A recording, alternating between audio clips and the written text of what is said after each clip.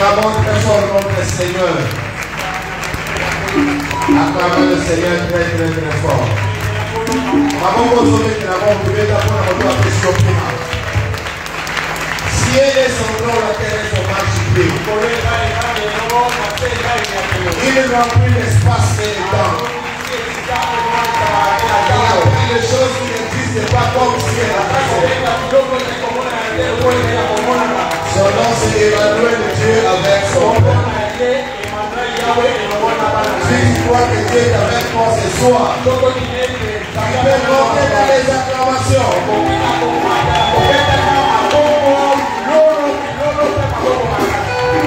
Amen. Gloire au Seigneur.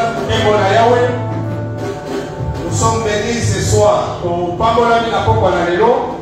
de recevoir l'invité spécial.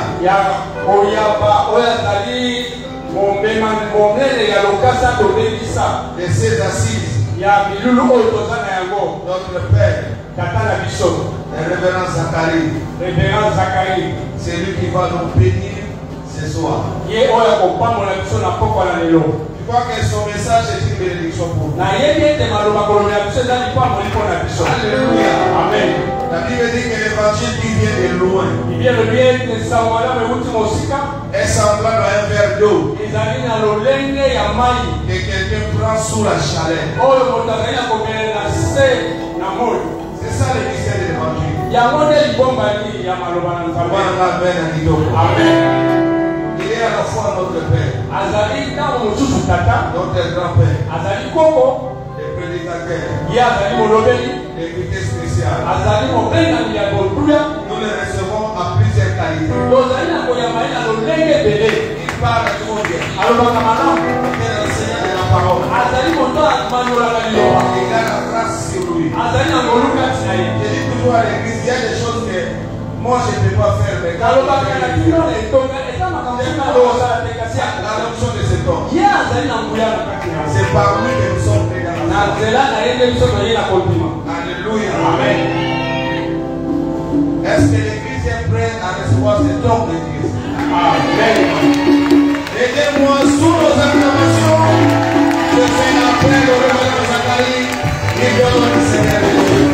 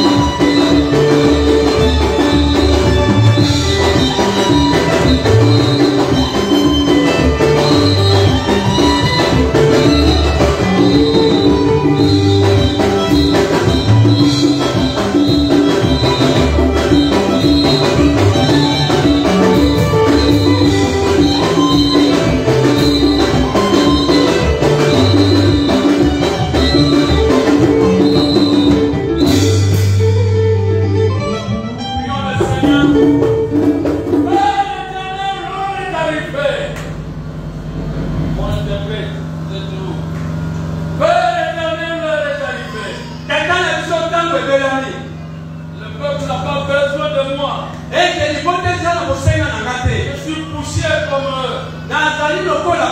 Mais c'est toi que je viens honorer. Agis au milieu de ton peuple. Je déclare tout autour de cette assemblée. Comme l'a recommandé notre Seigneur.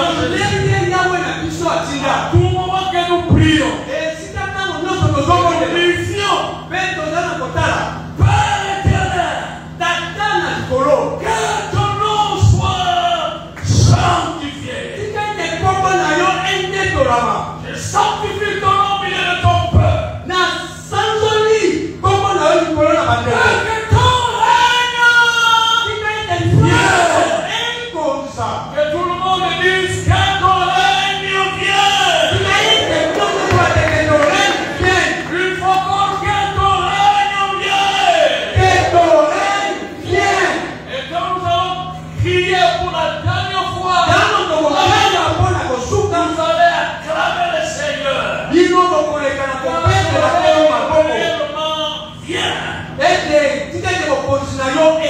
Et pour la dernière fois aussi, que ton règne vienne. Acclame le Seigneur. Alléluia. Amen. Et le règne de Dieu nous fait voir que le ciel est au grand rendez-vous. Les maladies s'enfuient. Et les paralytiques sortent de l'eau. L'enfant. Les sourds entendent. Et la bonne nouvelle est annoncée au monde. Que celui qui le croit dit 3 fois Amen. Amen. Amen. Amen. Gloire à Dieu. Vous asseoir. Vous ne sortirez jamais tel que vous êtes entre eux. Alléluia. Amen. C'est un grand rendez-vous entre vous et votre Dieu. Autrefois en Israël dans le désert.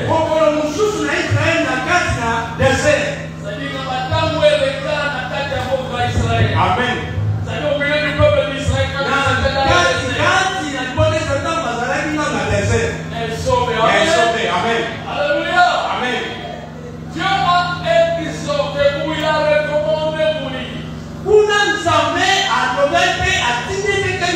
Il a dit, vous allez juste construire pour moi un lieu où moi j'habite.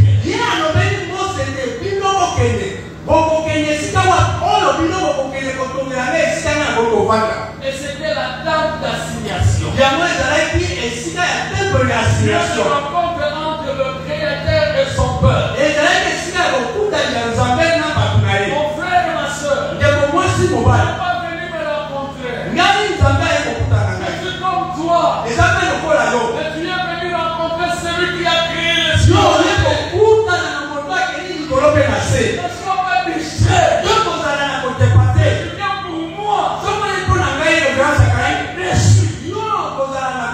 Alléluia. Amen. Et si tu viens pour celui que nous servons, tu ne sortiras jamais quelqu'un. Gloire à Dieu. Dis avec moi ce que je vais vous dire maintenant. Je dois prier. Si vous pouvez répéter après moi, je dois prier. Pendant que je suis sur la terre. C'est le thème d'aujourd'hui. Si tu peux répéter avec moi, je dois prier. Tant que je vis sur la terre. Alléluia. Amen. Il faut que tu pries pour la terre.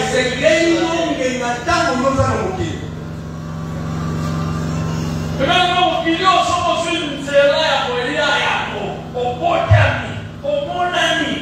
Pardon. Qui va dire? Amen. Amen. Alléluia. Tu ne peux pas disparaître de la terre. Sans que tu aies laissé de grâce. Ça doit être la détermination. Amen. Amen.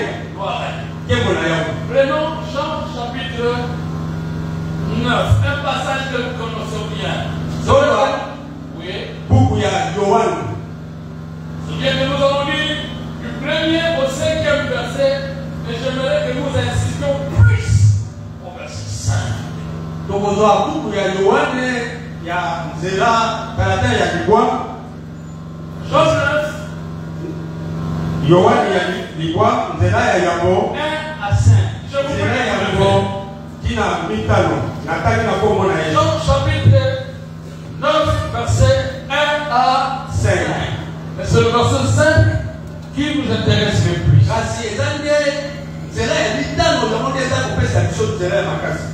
Je lis au nom de Jésus. Amen. Jésus vit en passant un homme aveugle de naissance. Wana Yesu azalaki kokende amonaki moto moko akufa miso. Ses disciples lui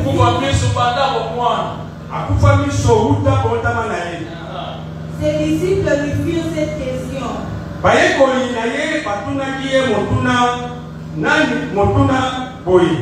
Rabbi, Mote. qui a péché? Nani asalaki masumu. Cet homme ou ses parents? Boyete moto oyo akotama mokufi. Pour qu'il soit né aveugle. Boyete yakotama mokufi. Miso. Maman, alléluia. Amen. Alléluia. Amen. Là, je demande à mon frère de me permettre que je lise moi-même et je vais aussi expliquer à l'Inala moi-même. Merci, papa. N'est-ce pas? Amen. Alléluia. Amen. Ça sera mieux. Veuillez m'excuser parce que j'étais dans la feuille j'avais déjà tourné. Bon, je suis à la base. Jésus vit en passant un homme aveugle de naissance. Ses disciples lui posèrent cette question. Rabbi, qui a péché, cet homme ou ses parents, pour qu'il soit né aveugle? Jésus répondit, ce n'est pas que lui ou ses parents aient péché, mais c'est afin que les œuvres de Dieu soient manifestes, pour soit manifesté en lui. Gloire à Dieu. Il faut que je fasse tandis que les jours, les œuvres de celui qui m'a envoyé. La nuit vient où personne ne peut travailler. Ensemble, si nous pouvons lire le verset 5. Pendant que je suis dans le monde, je suis la lumière du monde. Encore une fois. Pendant que je suis au monde, je suis la lumière du monde. Et pour la dernière fois. Pendant que je suis dans le monde, je suis la lumière du monde. Vous pouvez vous asseoir. Donc, qui n'a pas fait que vous êtes mal.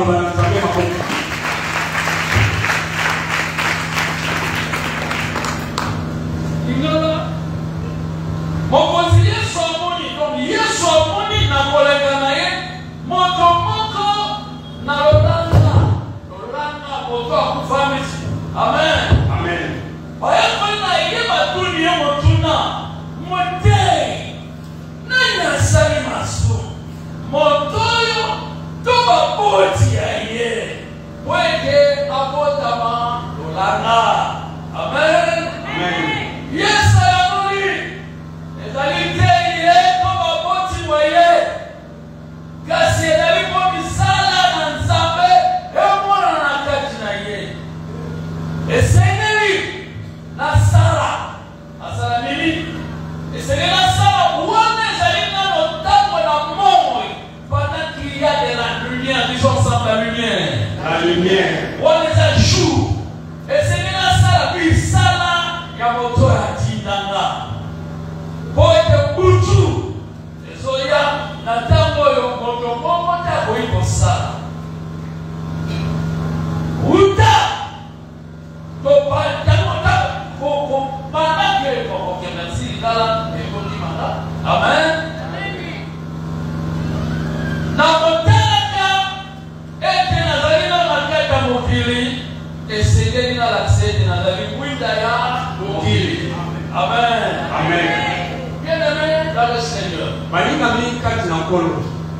Si vous regardez bien au texte que j'avais donné, nulle part il est parlé de vous. Et moi, pour dire que je dois prier pendant que je vis sur la terre. Ce passage concerne très particulièrement ou directement le Seigneur Jésus. C'est lui-même qui a déclaré. Il doit prier à notre terme qu'il est la lumière qu'il faut qu'il fasse pour qu'il doit montrer qu'il est la lumière.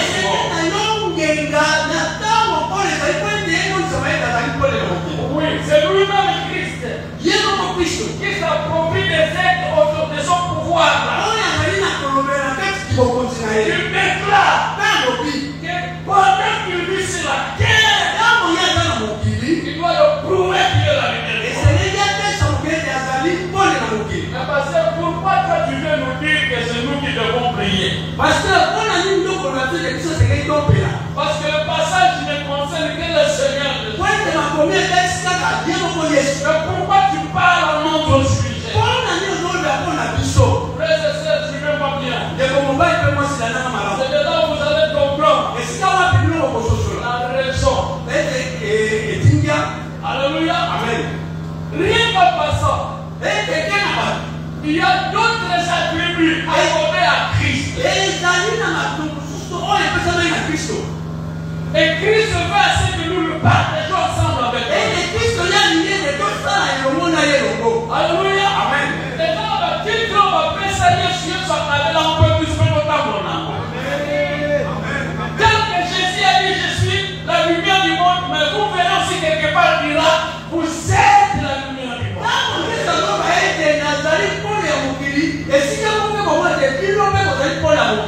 Alléluia. Amen.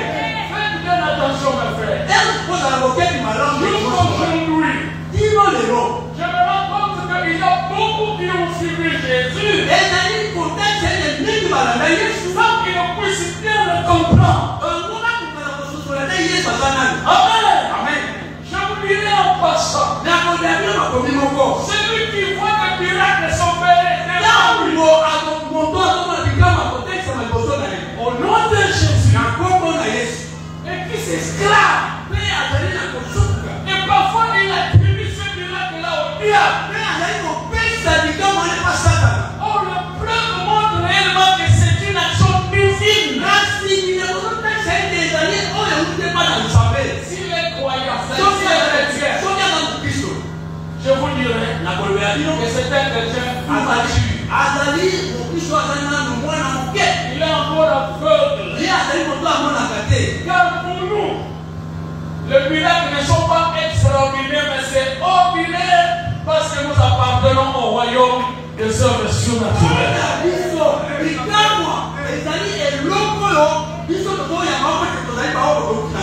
Dis avec moi. Dis avec moi, les miracles sont mes droits. Parce que j'appartiens à un royaume. Qui opère. Pour moi. Tant que j'appartiens à ce royaume. Sur la terre. Les gens vont s'étonner de moi. Si tu crois cela comme le Seigneur. Alléluia.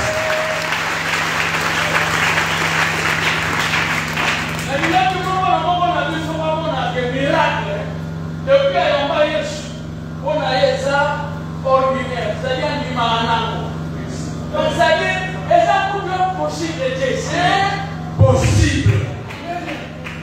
Parce que Bible nous dit, sinon on va dire que ce qui est impossible aux hommes, à Dieu cela est possible. Et tout que c'est possible à celui qui croit. Au sens son dimanche, vous avez dit que c'est possible dans le dimanche. Pourquoi on a mis une autre temps pour dirait que le miracle c'est un miracle? Si réellement tu as cru, si tu étais avec le missionnaire Marc,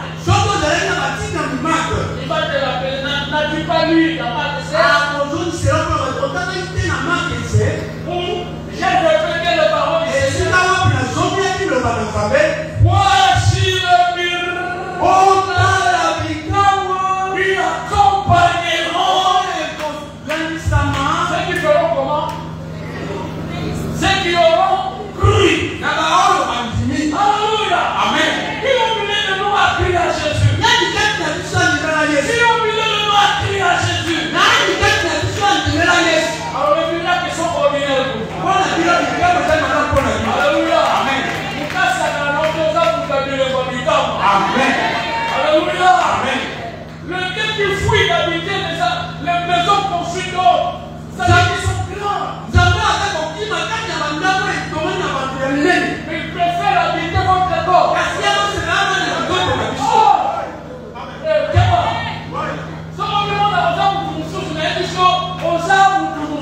Amen.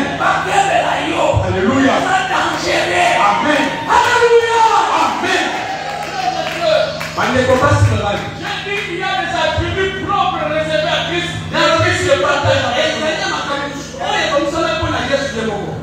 La lumière du monde, nous aussi nous sommes la lumière. Amen. Amen. Un verset où je vais conclure toutes choses. Amen. Amen. C'est là où vous allez bien me comprendre dans l'exposé que je vais faire aujourd'hui. Prenez Jean 14, verset 12. Jean 14, 12. Jean 14, 12. Wow. C'est wow. Si on peut se lever, frère. Amen. Amen. Si elle est fermée, nous allons tous lire ça. Avant que cela ne soit pas une vraie Bible, mais si c'est réellement ta Bible, j'aimerais que Dieu te manifeste. Dans toi-même, tu vas lire ces versets. Oui, maman, commence pour nous. Maman, Panda. En vérité, je te dis. Alléluia. Amen. Est-ce que Yesu ça pour ça? Si on y a en vérité, je vous le dis. Papa, c'est bien ça, Wana. Son esprit, il a raison de répéter en vérité, à l'école, on va comprendre. Le c'est-à-dire que nous, et l'homme qui m'a pris dans bien amour. Amen. Pour ça, la coupe de la moitié, la coupe de répéter. Amen. Alléluia. Amen. Il comme mes amis, il continue. Celui qui croit en moi fera aussi les œuvres que je fais. Wow. Pour la zone du Mélangaï, à comment la peine du salon, on a fait pour ça. Papa, on dit ça, les clés, on à pour ça la paix. Oui. répète, maman. Celui qui croit en moi fera aussi les œuvres que je fais. Oh! Et il en fera. Et il en fera des plus grandes. Parce que je m'en vais au Père. L'expression passe. Pas matin, la salle qu'on ne pas y a tata. Oui. L'expression parce que je m'en vais au Père veut simplement dire que quand je m'en irai, le Saint-Esprit viendra. Quand on a compris, on voyait la gaille. Amen. Amen. Et quand il viendra, ce que vous allez remarquer, les choses que moi je fais, vous allez aussi le faire. Alléluia. Amen. Il y a un autre domaine que Jésus partage avec nous. Et qu'il a opéré, il ne nous le prive pas. Et puis nous allons les opérer. Chose curieuse. Il dit que vous serez même au-delà. Tata Malam, frère, a-t-il la femme de l'hôtel? Que Bino, mon côté à mon regardé. Tata Malam, on va à salle, que Bino va saluer. Alléluia. Et Christ a dit, vous ferez plus que moi. Vous pouvez vous asseoir. Peut-être que vous ne m'avez pas bien compris. Je pose la question maintenant. Qui croit cette parole? Quelque chose que Christ a fait. Lui aussi le fera. Alléluia. Amen. Ensuite, tu le crois, acclame bien fort le Seigneur.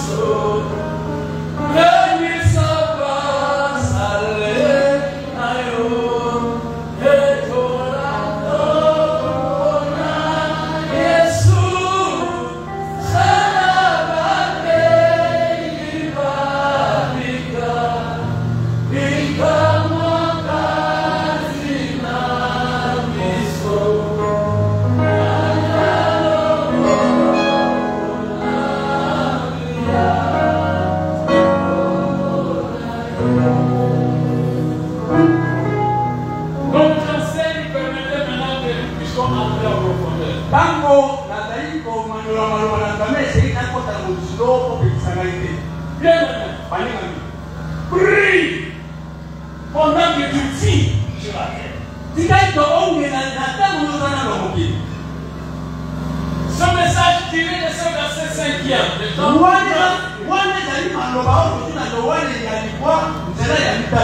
Nous avons, ce que nous avons fait, c'était juste emprunter les paroles du Seigneur.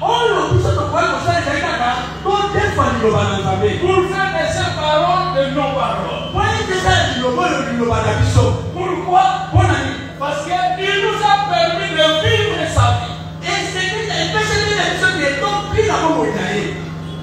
Répétons d'abord, pendant que je vis sur la terre.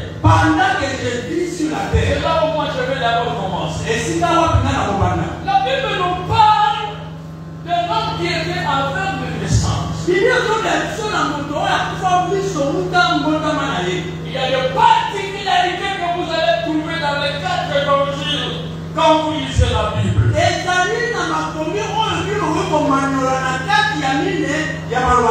y a des évangiles que nous appelons les évangiles synoptiques. C'est-à-dire, vous allez voir qu'il y a des ressemblances.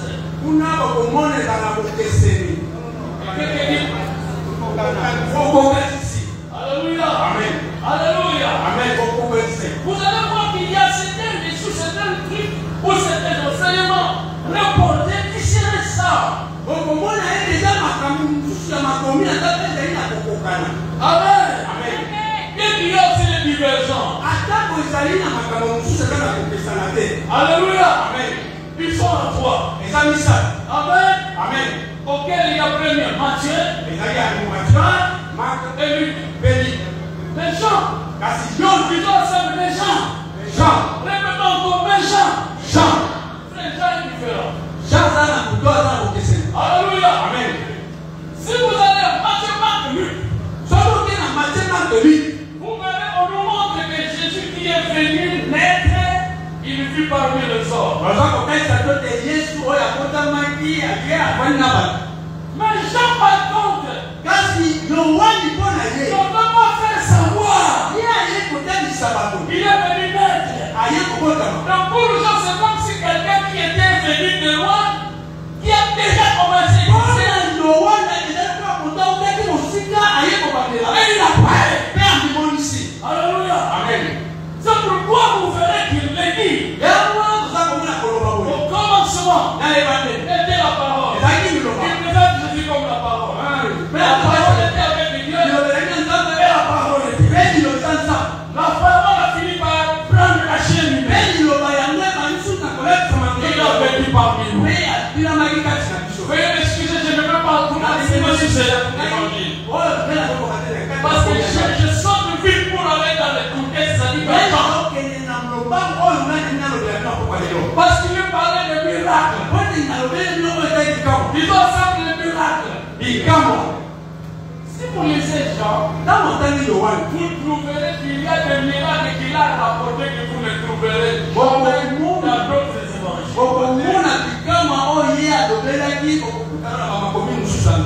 Amen. Beaucoup d'envoyés. Nama par l'évangile balinga na Yohana l'évangile. Alléluia. Amen. Amen. À comment vous nous donnez? Jean est différent. Amen. Je vous rapporte quelques miracles. La résurrection de Lazare.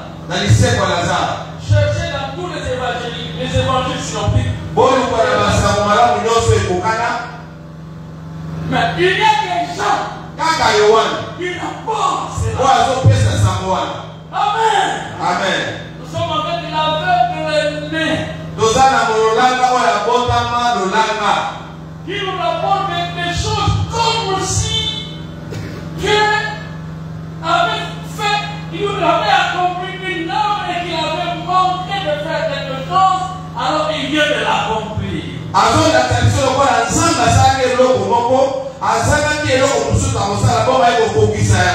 Vous connaissez pas ça la vie, vous dites dans le mini.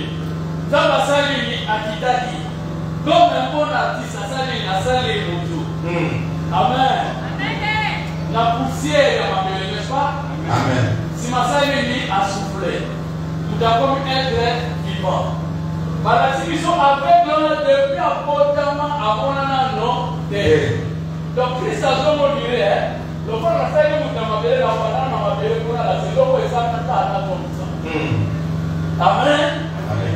À celui-ci, à qui est votre poteau, à celui avec qui est sur la bouche. C'est comme si Christ nous montre par là. Le corps a été dans la tradition des Sikoyo. Amen. S'il y avait quelque chose de manquement dans votre vie, il est là pour nous montrer qu'il nous connaît mieux et celui qui nous a créé, il peut encore le reproduire.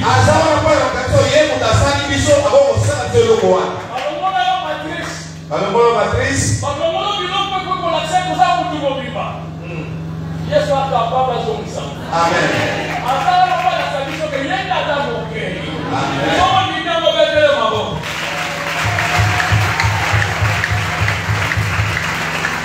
Dieu nous prouve que celui qui avait créé et comment cet homme doit marquer les siens, mais je dois le prouver que je suis capable d'amener à l'existence des choses qui n'étaient pas comme elles existaient. Alors, kisatenda na sala kimotoyo lokola zangelo komoko kati na ye ngana kotumesa ye yango po ngana benda ka biloko ezake lokola ezalaki.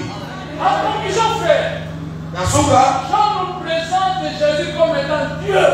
Yohana tunayetonza emono Yesu lokola nzambe penza. Celui qui lit Jean, moto atakotanga Yohana, il comprendra que Jésus est Dieu. Akososolete Yesu atande nzambe. Le livre de Jean nous présente celui qui était venu, il n'était pas un homme, mais celui qui était Dieu pour le commencement.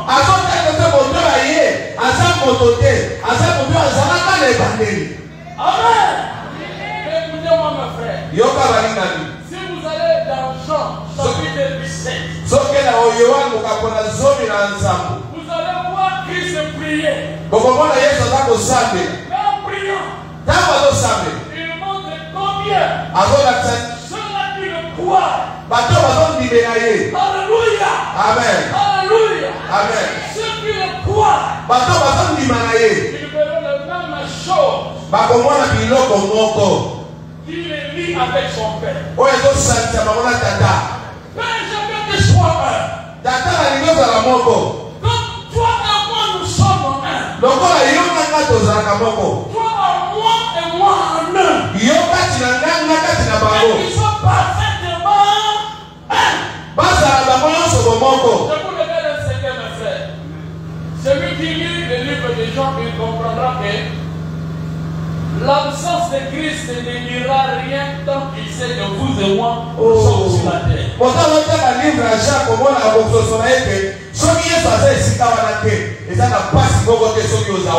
Alléluia.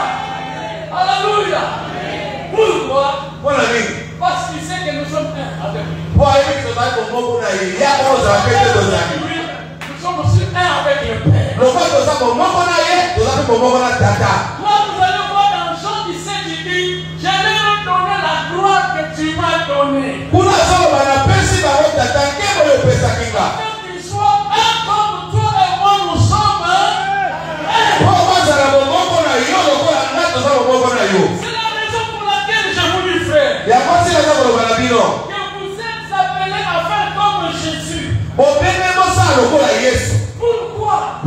Parce qu'il avait déclaré, tant que je vis sur la terre. Il faut comprendre cette expression, tant que je vis sur la terre, qu'est-ce que cela signifie? Il voulait simplement faire savoir ceci. Que pendant que j'ai encore la légalité sur la terre, bien-aimé, et ça m'a rappelé, oh, je vois que tout ça dans légalité pour le commun, ça n'est pas au Congo. Alléluia. Puis sommes dans la tête à vous dire, quand on est venu au voir. Frère, sont dans la Nicaragua.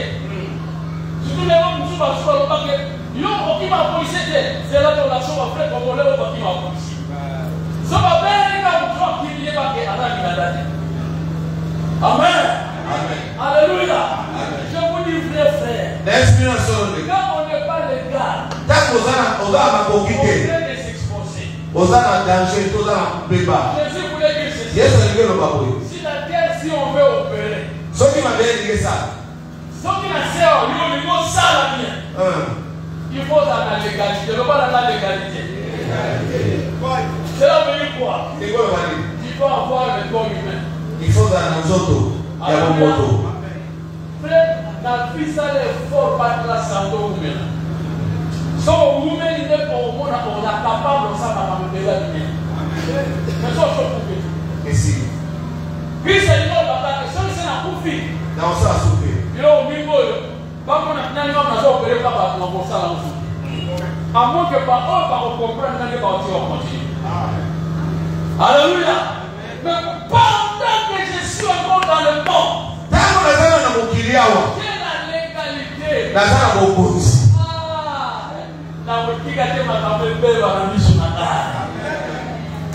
Pendant que tu vis, avec-toi dans cet esprit, que tu ne laisseras jamais les chèques régner dans notre vie, régner tout autour de vous, et surtout vis-à-vis des anciens. Mais il faut y avoir mon frère. Ça me semble que le long est tiens, il y a un peu de si on attaque la famille, nous avons pas de la tête que Yoko aussi, ça passe sa famille. Yoko, c'est le lien avec ta femme. Amen. Yoko, changer ma femme avec ta famille. Je ne vois pas comme si vous ne me comprenez pas encore, mais vous allez bien me comprendre. Alléluia. Amen. Bien-aimé, votre présence sur la terre, dans la légalité.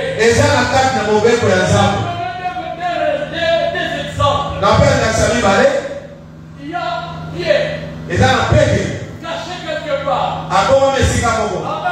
Amen. Mais donc l'autre part, c'est l'ange qui apparaît auprès d'un officier.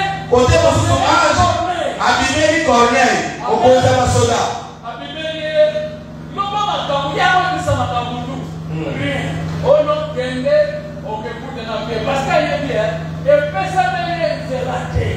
Ah, je sais pas pourquoi on a sait, là, qu'il y a la corps humain. Alléluia. La sœur qui vit, tout à l'heure, mon corps, pour lui, puis ça va, les autres. Parce que nous avons payé la paix sur mon condition, c'est moi là. Aïe, qu'est-ce que c'est ce que nous sommes de temps, mais je sais que papa règne. Sommes syndiqués, c'est voyant. Alléluia. C'est à vous de permettre. Amen. Alors je dirais, frère, ceci. C'est que vous allez permettre. Ce qui va s'accomplir. Pourquoi? Vous êtes dans la légalité. Et quand vous allez quitter ces corps, vous finissez. Comment on va se lancer dans le brouillard? Mais sans saquer. Histoire de Église comme moi, je vais sous le coup. Alléluia. Amen. Ah, parce que le monde de l'église est dans le pouvoir de Dieu, et dans le pouvoir de tout. L'homme aussi a sa part, frère. Alléluia.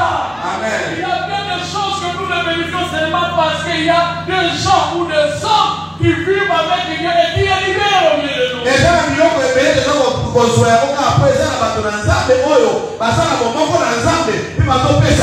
N'importe quoi me dit comment évoqueront-ils celui à qui on n'a pas prêché l'évangile. Alléluia. Amen. Et ici, il y a le point de prédicateur. Ces gens ne parlent pas. Mais sommes sur la terre, frère. Joue quelque part le rôle de Dieu. Particulièrement vous et moi. Amen. Amen. La Bible dit on présente à Jésus un affaire dans les mains. Et pour le guérir, il commence par dire ceci. Pendant que je vis, Amen. Amen. Je suis la lumière du monde. Amen. Je dois prouver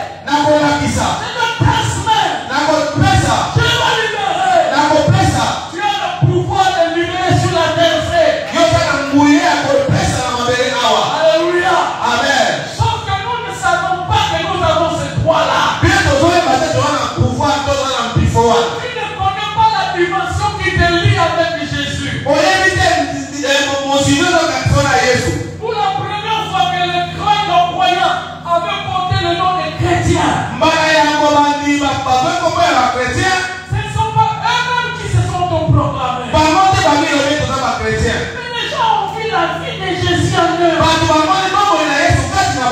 Et ils ont dit que voici ces gens sont comme Christ.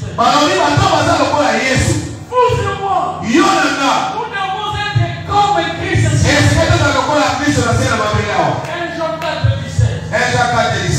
1 Jean 4:17. Amen. Amen.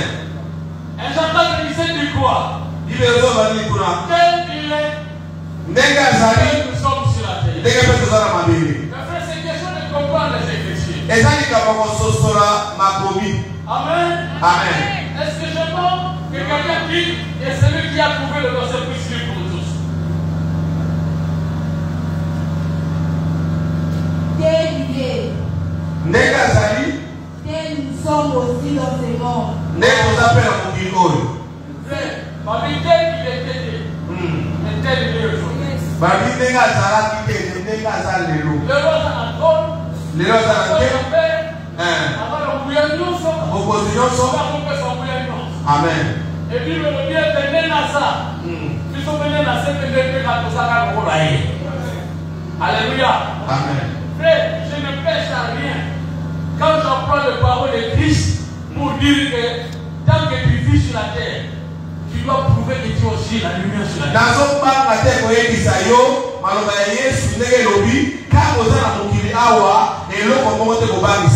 Lui-même il a dit ceci. Vous êtes comme une maison construite au-dessus d'une montagne. Vous êtes une référence. Il parle aussi en termes de lumière. Il dit vous êtes la lampe. Et on ne met pas la lampe sur le boisson, mais on met sur la table pour éclairer toute la maison.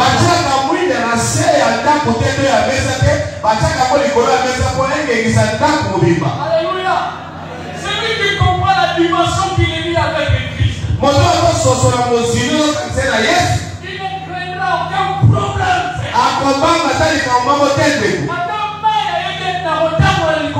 Amen. Alléluia. Amen. Christ n'a jamais craint un problème sur la terre. Même si malade est alléluia. Piscine à l'oba. Est-ce que là, on peut la guérir? Alléluia. Alléluia. Amen. Frères et sœurs, les problèmes qui ont surgi dans nos familles il y a si longtemps. Alléluia. Vous n'avez pas à craindre cela. Je vous dis une chose. Vous vivez dans le but de montrer la gloire de Dieu dans votre génération. Amen. Quand on a approché la veine, Christ, on a posé la question. Est-ce ce sont ces péchés? Le péché de ses parents.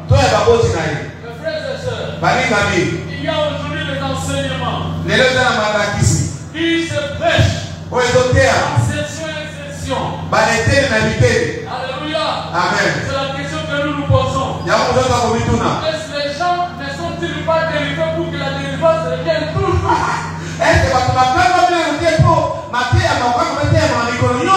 Hier on prêche la délivrance.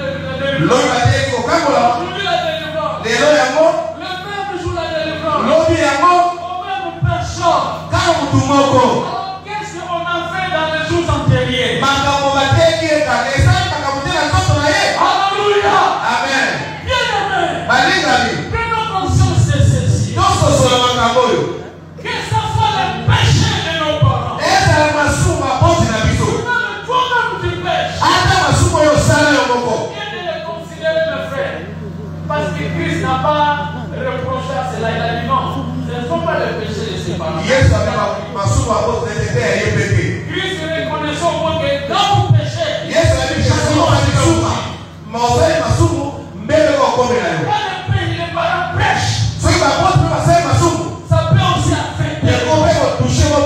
Alléluia. Amen. Prenons bien conscience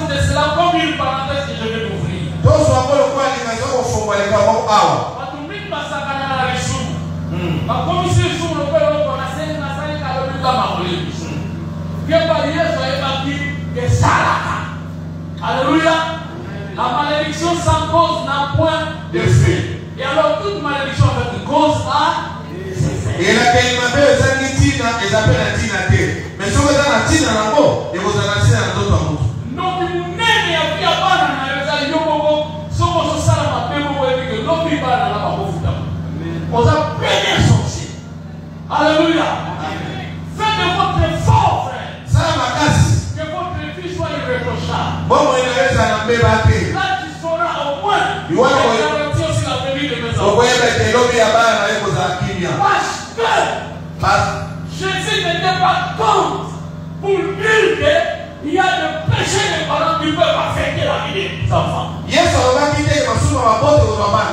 Amen. Amen. Alléluia. Amen. Et il n'a pas aussi non plus discuté quand il s'agissait du péché de la personne lui-même. Avec les gens qui étaient pour la massou à moutouiller mon. Mais il y a une chose que je peux vous dire. Et là, on va le dire. Et ça soit le péché des parents. Et la massou à porte.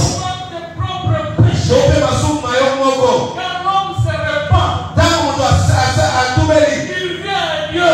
Aïe, pas un exemple. Alléluia. Amen. La peine doit être enlevée.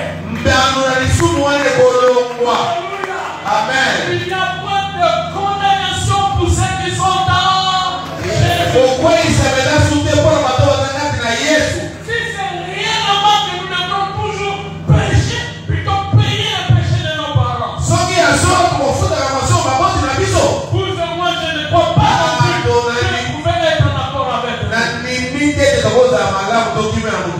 Alléluia. Savez-vous que dans la Bible, le plus grand pécheur, c'est l'apôtre Paul.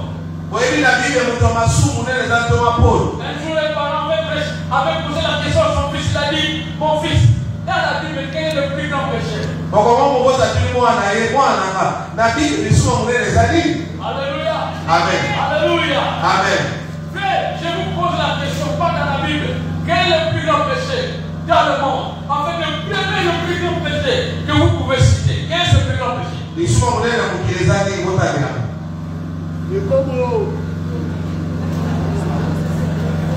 Alléluia.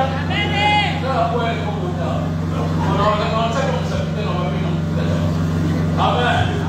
Alléluia. Mais je vous dis, mes frères, est-ce que Paul, la Bible de Paul, avait le plus grand péché? Amen.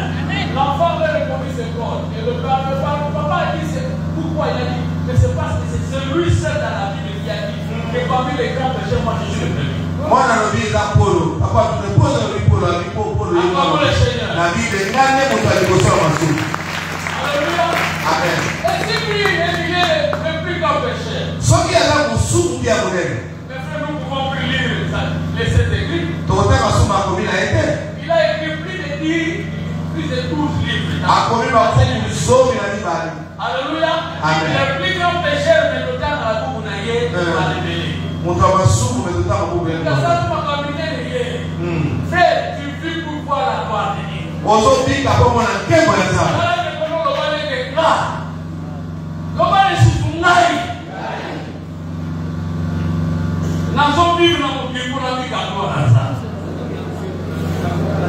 Alléluia.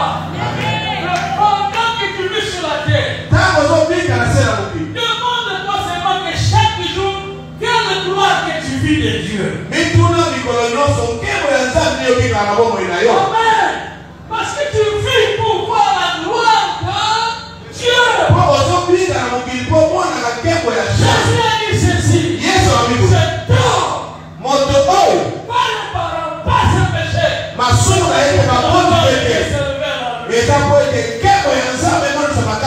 Je dois gagner mon temps. C'est là où moi je vais atterrir. Vivons ensemble le temps. Qui vous dit que demain vous pouvez encore vivre? Alléluia. Alléluia. Qui vous assure que demain vous pouvez encore vivre? Le problème de Jésus ici c'était quoi? Que pendant que moi je vis encore sur la terre, tout ce que je rencontre comme obstacle, je dois l'enlever. Pourquoi? Parce que ça se présente pour que je le défie. Et donc, il y a des manipulations qui vont prendre la poisse.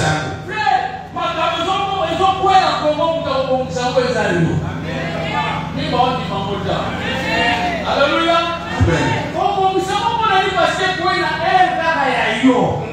Alléluia.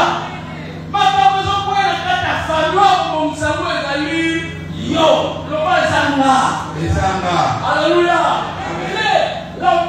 Le meilleur moment de chercher la solution, de donner la solution, c'est pendant que vous êtes en face du problème.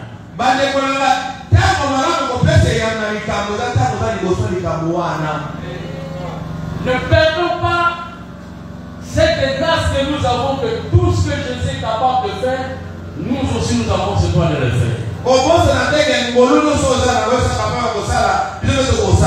Si Jean a écrit son livre, c'est pour que nous croyons à Christ et qu'en Christ nous ayons sa vie en nous. C'est-à-dire que nous vivions aussi sa vie.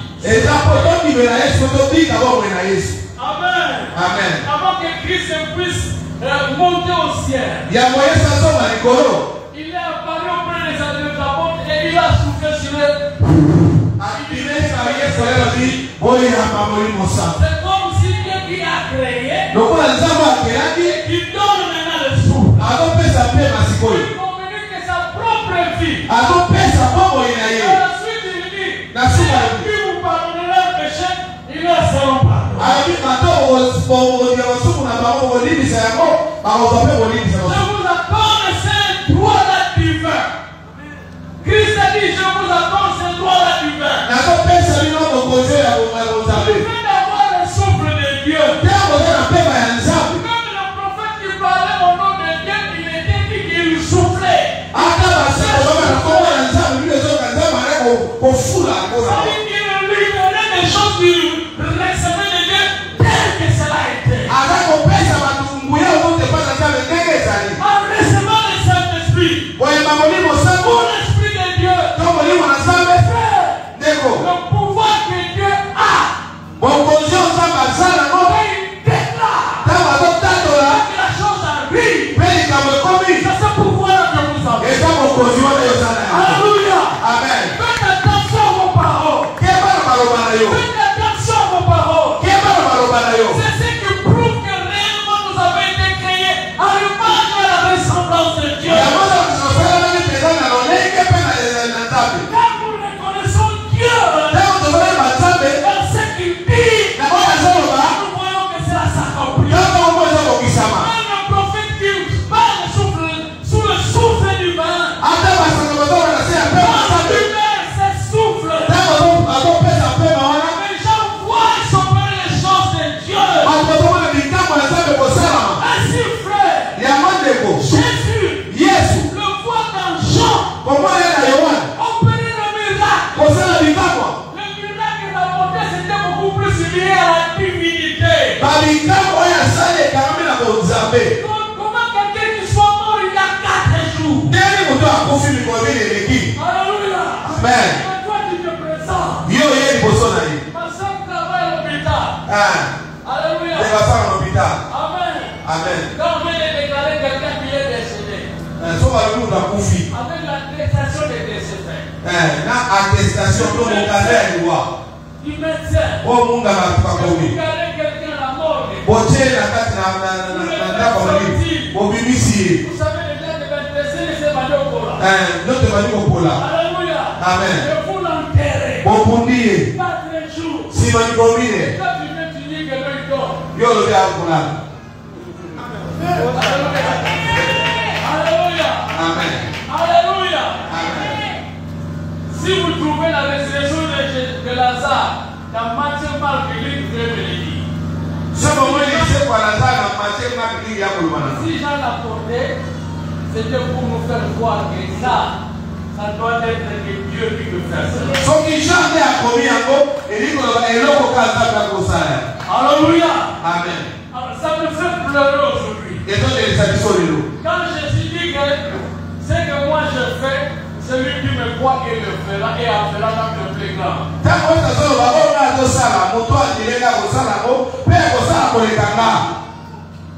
Zambéa a ressuscité ma crise il y a 2 personnes dans nos sentiers. Oh, merci Seigneur. Amen. Moi, si mon beau papa est là, vous dites à vos baptêmes, mais dans le Kenya, vous voulez la cowboy. À Boti. Il y a des sangs matrices, il y a maman a dit ça va aller mairie. Amen. Et puis le Kenya fait au bout de 100 citoyens. Amen.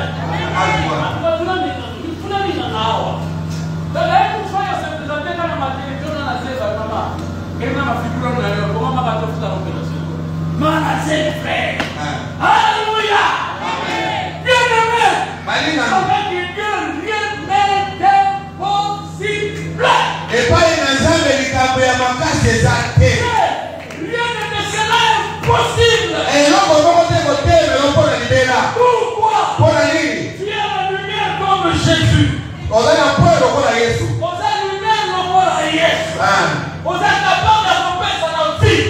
Pas vie ou à Jésus. Amen. Cela ne vient pas de toi. Et où c'est pas d'ailleurs? C'est à cause de ta relation avec Christ. Pour la communion à Jésus. Il y a moins pour ça dans la bombe. Alléluia. Amen. Je vous rappelle l'histoire qui s'est passée ici, frère. L'histoire de gars avant de Corona. À quel États-Unis? Amen. Amen. La famille a ma propre si la même de Jésus. Amen. Alors, il a dit que non, pas la vie, non. Avec lui, amour. Il y a des fois que les gens sont côté de moi, ma famille a sympathie. Alors, il faut 9 garçons par femme. 9. Amen. Tout le monde a fait l'aide. La famille comme toi, tu sois là, tu vas là. La famille ici, la famille, tu vas être à la vie là-bas, on est bien aimé. On est déjà les Camerounais. Mais ma commune, on a la table, on est remis là-bas. Pas de ma propre pour où était la vie d'Israël. On va aller au man, on a le mot, on fait ça. On lui n'a pas de commune là. Il y a eu un manque, il y a eu un bon. Mais il n'a pas de commune là. Mais c'est, il y a un jour, on va voir ça. Mais dans la vie, on va prier beaucoup. L'âme qui pêche, c'est celle qui. On doit construire la mabé dans le couf.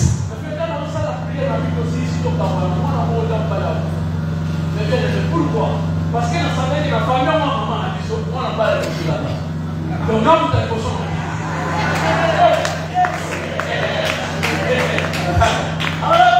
Amen.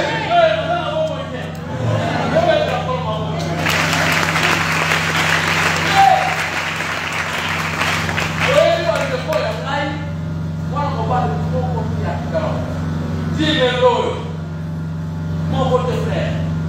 Mais il y a des gars qui disent mon problème en partout là. Mais là, plus que ça. Et puis, il y a un mariage. Comment plus que ça? Et quand vous savez, madame, il y a un mariage. Mais là, il y a son nom, il y a un bébé au frère. Oh, il y a ça, ça, il y a un autre. Sauf à pour gagner, tu vas gagner ta bébé. Mais tu sais quoi? Il y a pas au Bénin, on a plus au bébé. Qu'est-ce que tu dis quoi? C'est la Bible pour le monde. Comment ça me l'a dit? Mais Kakaïa, ça l'a dit Kolo. Kakaïa, ça l'a dit Kolo. Et puis, Kakaïa, ça l'a dit. Si on a ce fameux masqué, nous voulons un témoignage. Amen. Nous allons faire l'église au Baman École. L'école de Comina, Barbara Momandana. Donc, une place, mais au moins en place. Mais frère, dans le pot qui va avec ce pasteur, Barabaro, Barabaro, qui a le pot. La tombe est dans le pot. Bateau a vivant en tête à Jolou à Elia. Babia, madame, Amen. Ce que ça va. Ah, Dieu merci, on a mon frère à la diable. Le tout en a eu le frère papier. Voilà. Mais bien, le temps pour que ça va, ça va, il faut que ça il y a pas beaucoup de samoa, on s'en a pris le même que je suis posé sur la place. Parce que maman, on c'est nous. Mais tout ça va faire, tout ça va prier. Rien, il est décidé. Papa, moi, il faut que papa, parce que, en tout cas, mais ça va, ça va venir le gars. Et depuis que vous êtes là, on le l'a en attendant, il y a un moment. Mes frères, ma femme est venue dans la maison, elle a dit ça. Pourquoi on a tapé la banque? Nous allons en parler tout ça pour tout le monde. Abi papa na koti sikapesa mwana bino na yonya. Frère, bonga siko imagine lokene bompaka boye. Makamona mona bolenge na lokene bompaka balo no mukolo mpaka sobe ke bana mo. Ngana chate frère, oba kota kati ko frère. Amen. Oh non! Yes. Okote bala bima ko bika. Oh non! Okote la ko ko ko tena lo kabino. Na ko bana tamu su ko ko la bino ko ma ba tiso na la mo. Alléluia. Alléluia.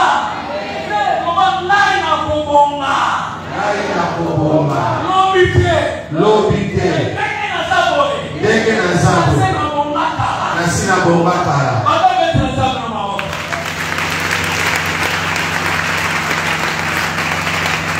Alléluia. Amen.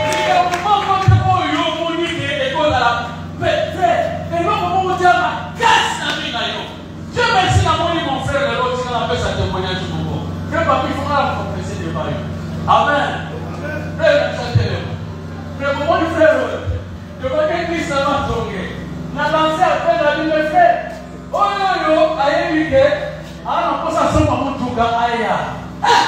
Non frère, c'est présenté, frère, qui est sa main. Ça voulait vous dire ça partir. Maintenant, petit, on va dire, maintenant, vous hésitez, frère, c'est ma peau. Et vous allez construire la salle parce que vous voyez. Merci mon frère. Dans la enfance, il y a un maman dans la Alléluia. Quand le fait d'ailleurs, il y a une place dans la place de Wasoma. Tu dois comprendre. Donc là, il y a un papa.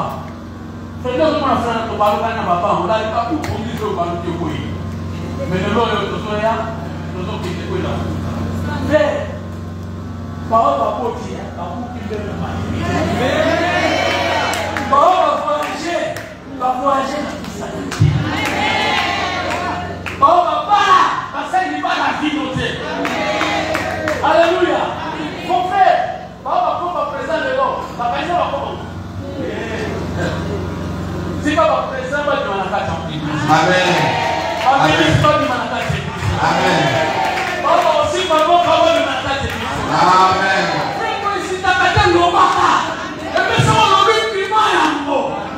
Alléluia. Les gens étaient étonnés et quand ils ont vu Jésus prendre la Bible, tout m'a tombé salade. Mais dès que Jésus a salade, Dieu vous dit. On a beaucoup de gens qui ont pas ma parole de Dieu. Amen. On a tellement pas ma parole de salade. Je me demande tellement de temps pour la table pour les mots et petits pour casser la vie. Il y a un autre moment dans l'autre, dans le monde, dans le monde. Les gens qui disent, parce que là, on va dire, on ne peut pas avion. On ne peut pas bancal. Il ne peut pas aller tout cas. Quand c'est pour moi, il ne gagne. Mais, quand vous pouvez on va bancal, l'avion. L'avion va. On ne va pas le faire. Et dans l'autre sens, il y a des actions. La ligne de l'autre, ça vient là. Maintenant, on veut la tension.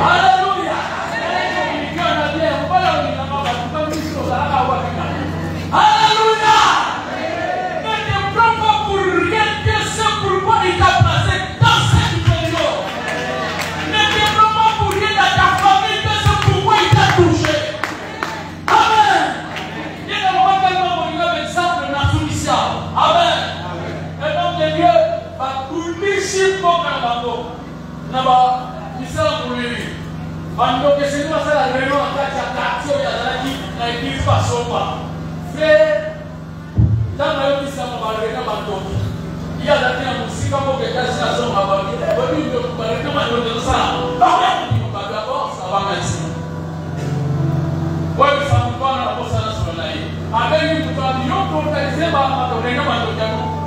Là pour ça me parle yo tout le corps pour canceller. Na façon de nani ou annuler eza réunion na bité eza bien na zo lukata bile c'est na kala alléluia alléluia na zo soka lelo na nda pona koloba te baloko koloba lelo tanto kuta no ba passer dans le temps ayi ko yeso que pouvoir nda maza na ba koloba pona komisa ya kola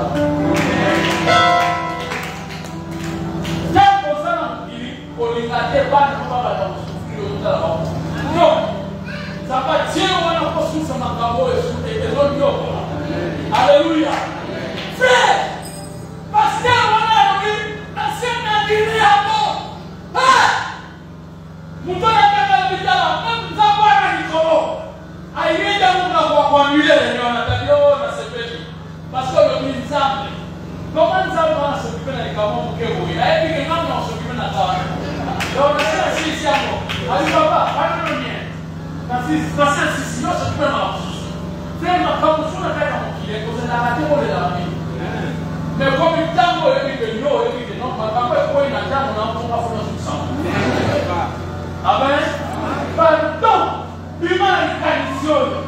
Nous, tout ça, ma papa est tout ça. Pourtant, la vie aux alentours de l'eau. Mais moi, ma papa est ça, la sur de l'eau.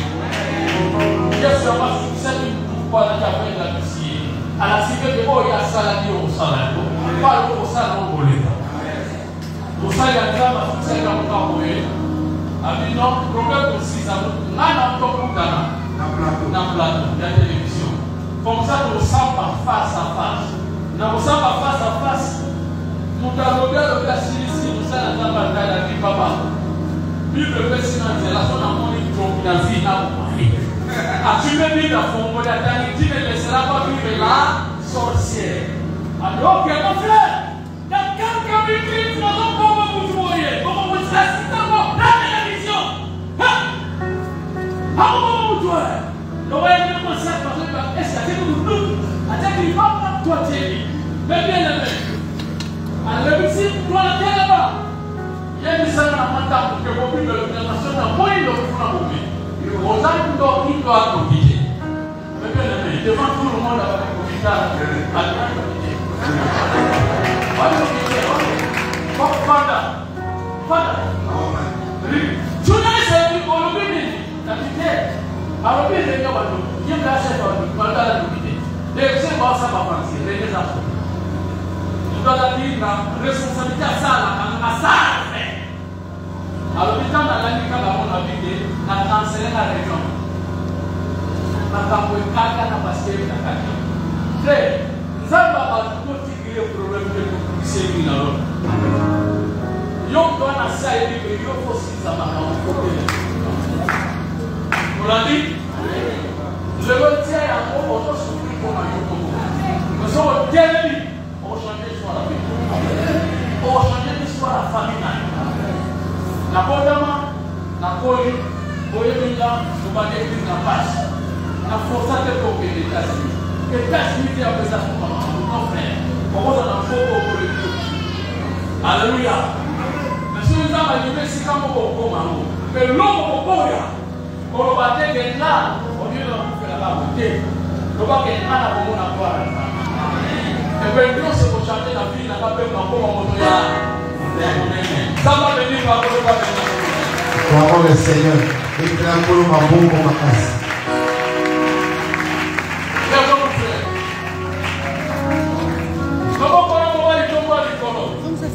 Facilement.